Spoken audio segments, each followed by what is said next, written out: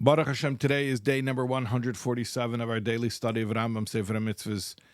And in the 3 chapters a day of Mishnah Torah, we are finishing Hilchas Shemitah, the laws of the sabbatical year, and the entire Sefer Zroim, the book of seeds, the agricultural mitzvahs. And we'll be starting a new Sefer, which we'll speak about, God willing, momentarily. Okay, let's do the mitzvahs for today. Negative Commandment 169 is the prohibition against the tribe of Levi having a portion in the land. The tribe of Levi does not have a portion in the land. Remember, we learned about how they're supported by the Meiser, by the tithes? Yeah, well, that's because they don't have their own agriculture.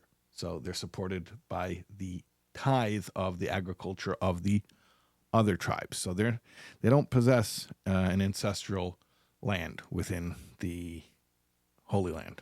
And it's a prohibition for them to do so. That's Negative Commandment 169. Negative Commandment 170.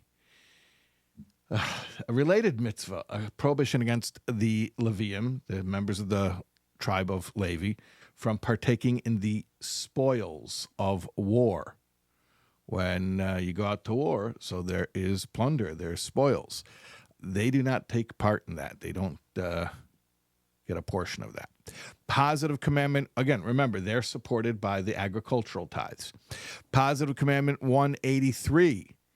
Now, we said they don't have land, but they kind of do because they have cities.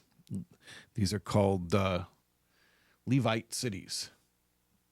An interesting side point, we have not learned about cities of refuge yet. We will later, God willing.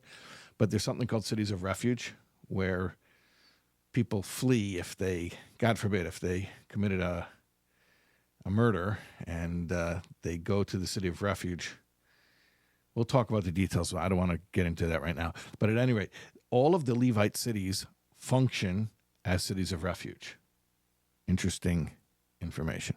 Okay, Negative Commandment 228 is switching the functions of the Levite cities' zones. There are very specific zoning rules, regulations for these Levite cities.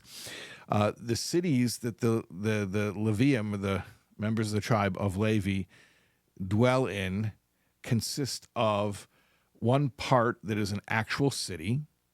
Then around that, there's an open area of 1,000 amos or cubits. A cubit is about 1.5 feet to all directions, so about 1,500 feet. And then fields around the open areas for 2,000 feet. 2,000 amos or cubits, which is about 3,000 feet in all directions. And the Levium are not allowed to switch these areas. They're not allowed to make the space that's allotted for the city into an open area, or the open area into a city, or a field into an open area, or an open area into a field. Everything has to be constructed according to zone. Okay, this brings us to the end of Sefer Zroim. Mazel Tov.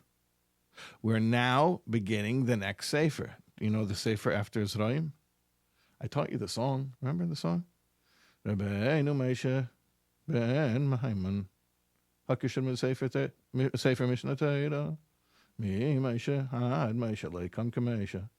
Here's the part. Hamado Avos Manim Noshim Kedusha Hafla Zroim. Avodah Karbonos Tahara Nezikin Kinyan Mishpatim Shaftim.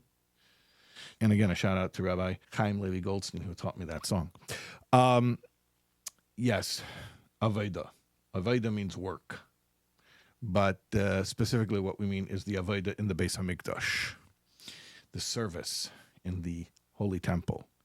Positive commandment number 20. And this corresponds to Hilchas Beis HaBechira, laws of the chosen house, which means the Holy Temple in Jerusalem. Positive commandment number 20 is building a temple, a sanctuary. Hashem says, build me a physical structure, a sanctuary, which refers to the tabernacle, meaning the temporary sanctuaries that existed in the desert with Moses for 40 years, as well as subsequent temporary structures, such as Mishkan Shiloh, the tabernacle in Shiloh, which is famous because it's mentioned in the Haftarah of the first day of Rosh Hashanah, the story about Chana, and other tabernacles. But then ultimately in Jerusalem, the permanent, eternal capital of the Jewish people, the house built by King Solomon, which was destroyed, rebuilt, and then destroyed again, and will be rebuilt on the same spot again, God willing, very, very soon. So that's positive commandment number 20, is to build that house according to all of its very specific stipulations with all of its various different vessels.